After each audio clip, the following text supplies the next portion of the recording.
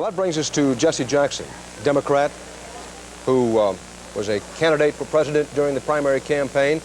And Jesse Jackson is with us this evening for an interview. Good evening, Reverend Jackson. Good evening. It is not a very good evening for the Democrats. And among other things, in virtually every state, working-class whites have abandoned Walter Mondale. Are you one of the reasons they've done so? Well, of course not. The fact is, this trend has been going on now for 20 years. It did not start this year. And there's a great body of poverty and pain amongst white people that's not being adequately addressed. Reagan somehow appealed to the white male macho and sense of security, whereas we obviously must address it more directly. The record-breaking black vote this time around is the reason why Heflin won in Alabama. He only got 44% of the white vote. The black vote got him over. It's the reason why Gore won in Tennessee. It's the reason why Hunter's put up a fairly good race in North Carolina. So we must build upon this record-breaking black vote. And blacks and whites in this country have converging economic interests. The fact is, in every poverty-stricken category, it's more white than black and brown and more female than male. We must step in that gap and give people a sense of hope and not just allow them to settle for prayer clause and flags. Reverend Jackson, if a Democrat, someone who really wanted Walter Mondale, were to come up to you and say, Reverend Jackson, after all is said and done, what happened with you is more was said than done, that you didn't really turn out the black votes that you said that you could turn out, particularly in the South. How would you answer him? It's not true. The fact of the matter is, the black vote is the largest and most consistent and loyal block of Democratic votes. Women said, in effect, if you do not put a woman on the ticket, we will, in fact, not support the ticket. A woman was on the ticket. They did not, in fact, support the ticket. The other members of the Democratic family, the women, the workers and labor, the Hispanics, the Jews, and the youth, in fact, stick with the Democratic coalition. We can win. We lost terribly in 1972. We bounced back by 1976. We have reason to know that much of Reagan's perception strength is going to give way to reality in just a matter of months. Tomorrow morning we should wake up, smile through our tears, start organizing for 86 and for 88. Reverend Jackson, I want to approach this question with some sensitivity. I know you want to answer it with some sensitivity, but on the other hand, let's talk straight, as you always try to do. Does the result of today's election indicate a widening white-black split in this country? Well, I do not think so. I think that blacks simply voted for their best interest. Many whites did not vote their interests. After all, when you have 90,000 corporations making a profit and paying no taxes, people making 2,000 below poverty paying taxes, that's not black-white. When one looks at 8 million more people in poverty 4 years later, with cheese and butter lines longer without meat and bread, that's not white-black. There are some other more basic problems that we must address.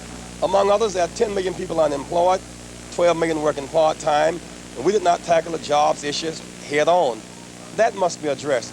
But I think we must say that Fritz Mondale and Geraldine Ferraro ran a highly spirited campaign, one with great character and great integrity, and we simply must face the fact that we are now the down part of a cycle, wake up tomorrow morning moving toward regrouping, broadening the base of our party, and showing evidence of our strength in 86, moving on toward 88. Thank you very much, Reverend Jesse Jackson. Thanks for being with us. Our CBS News coverage of Ronald Reagan's re-election will continue in a moment.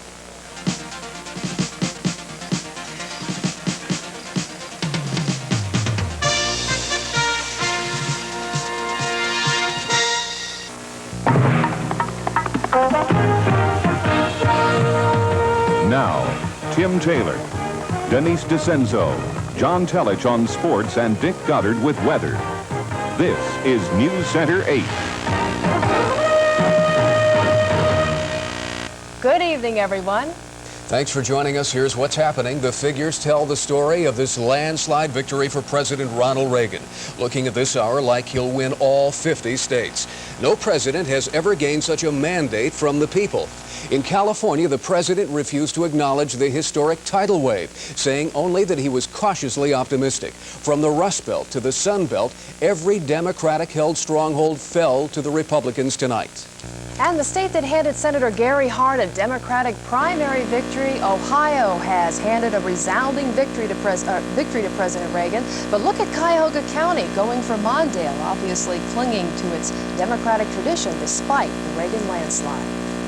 We'll have that in just a moment. Just a few minutes ago, Vice President Walter Mondale conceded this election to President Reagan, and he had to be the hardest speech that he's ever had to make. Again tonight, the American people, in town halls, in homes, in firehouses, in libraries, chose the occupant of the most powerful office on earth. Their choice was made peacefully, with dignity, and with majesty. And although I would have rather won,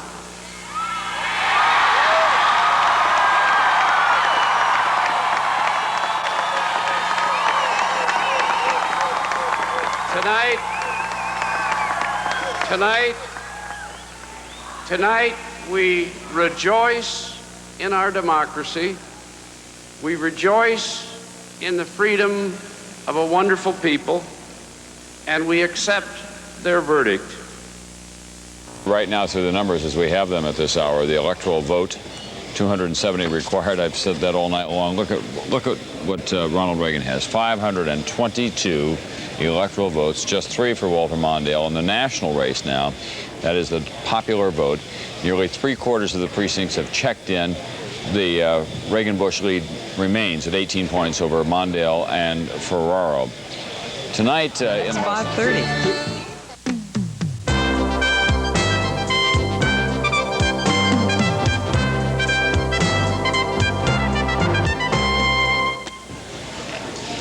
We're back. It's now 1:30 in the morning. It is the day after the election of Ronald Reagan to a second term as President of the United States. There are still a couple of very important and very close races outstanding.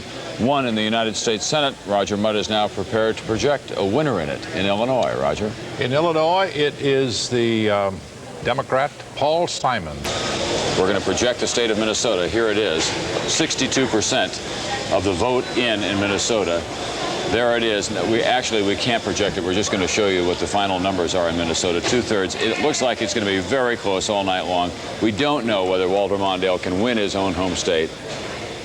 We can now, I am told that we can, in fact, project Walter Mondale, the winner of the state of Minnesota. That is his home state. That is the single state that he will win tonight. It has 10 electoral votes.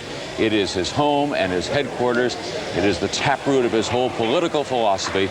Minnesota, colored red tonight. For Walter Mondale, he can claim his pride in his native state and in his neighbors and the people who sent him to Washington as a senator and elected him attorney general as well. And from that, he can claim some victory. So here's the Electoral College total one more time tonight. 13 for Walter Mondale, 525 for President Reagan. And the national vote, as we now have it, 77% of the vote is in. An 18-point lead for President Reagan and George Bush over Walter Mondale and Geraldine Ferraro. A landslide of really sizable proportions for the Republican ticket tonight. And we'll only know what is going to happen when they begin to confront this new Congress. 17 seats that the Republicans picked up. 2 seats for the Democrats in the Senate. Well, I'm going to sound a little bit like a candidate here. This has been a long evening for all of us. We hope that you have learned and understood how the election turned out and why it turned out that way. But let me say to all of the people that you couldn't see speaking to you, who are behind the scenes here, we couldn't have done it without them. And to them, we are eternally grateful.